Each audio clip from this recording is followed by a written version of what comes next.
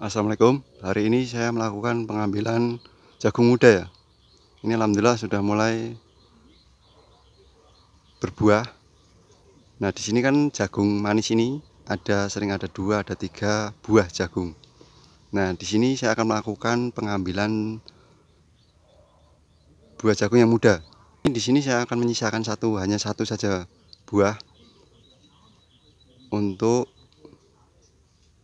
pokok. Kalau yang lainnya ini saya ambil, yang muda-muda ini saya ambil. Contohnya seperti ini ya. Ini saya mengambil jagung muda seperti ini. Ini saya ambil ya karena di sini emang ini namanya putren ya. Kalau di sini jagung muda ya, ini kalau jagung muda, kalau di tempat saya namanya putren. Ini sering buat sayur, campuran bakso, campuran sawi, enak ini. Saya juga suka ini seperti daging ini. Nah, di sini saya akan coba ini praktekkan. Ini kan ada 2, setiap jagung itu ada 2, ada 3, sering ada 2, ada 3. Bakal buat jagung untuk jagung manis ini ya. Ini saya sudah melakukan pengambilan. Ini malah ada 3. Intinya saya menyisakan satu ini. Dari hasil pengalaman saya, tidak semua condong itu hasil apa yang saya lakukan itu sama dengan halnya petani lain, itu tidak.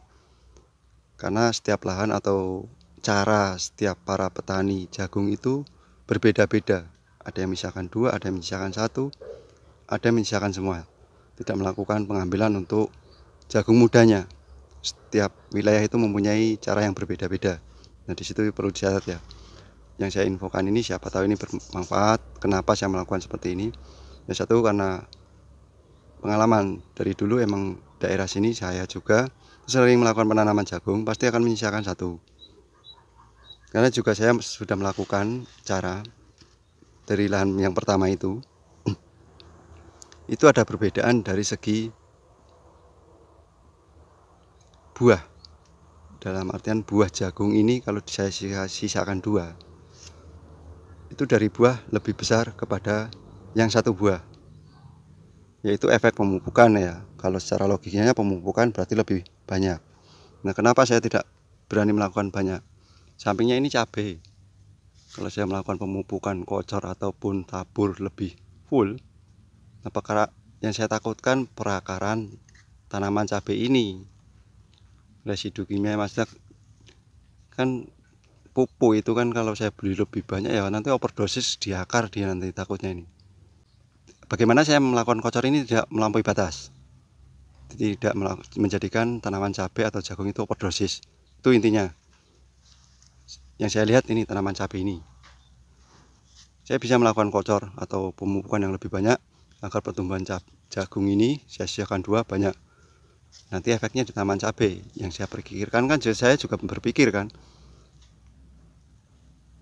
masa saya hanya untuk ini harus mengalahkan yang ini?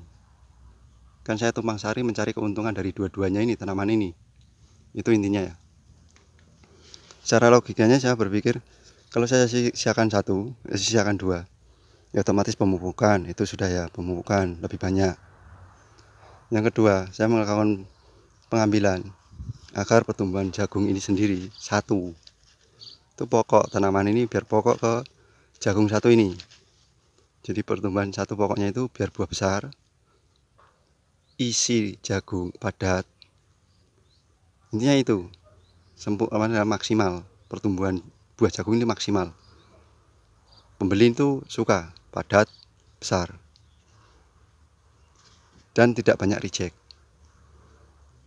Kalau buah yang biasa ada 2 itu nanti pasti ada reject, bolong-bolong, karena setiap tanaman jagung itu tidak mempunyai kesamaan dalam artian dari segi bentuk batang. Ada sekelilingnya yang batangnya besar-besar, pasti ada batang yang kecil. Dari batang kecil itu untuk menghasilkan 2 buah dengan sempurna itu ya sulit ya, cara logikanya sulit. Nutrisi yang mau diangkat ke atas saja batangannya kecil, transportasinya aja jalan kampung kok. Nah, kalau jalan tol ya itu cara logikanya seperti itu ya. Tapi ini kan setiap petani mempunyai cara yang berbeda-beda. Ini hanya saya melakukan di sini itu ya seperti itu, agar buah jagung ini satu, pertumbuhannya bagus, besar, isi juga padat. Intinya di situ. Sebenarnya saya melakukan penanaman cabai dan jagung kan juga ada maksud. 3, dari akar tanah ini kelembapan terjaga, tiang untuk tanaman cabai nanti, dari hasil tumpang sari. Jadi saya ada hasil dari tumpang sari jagung dan cabai. Itu sebenarnya saya juga ada maksud yang lain. Bagaimana saya kok menanam jagung, kenapa tidak yang lain itu? Saya sebenarnya ada dari segi daunnya ini, daun jagung ini. Ini ada, saya ada manfaatnya untuk saya ini ada. Untuk lahan ini ada. Nanti juga saya akan melakukan perempelan daun. Nah, setelah saya ambil seperti ini, nanti saya akan merempel. Nah, ini sudah saya rempel.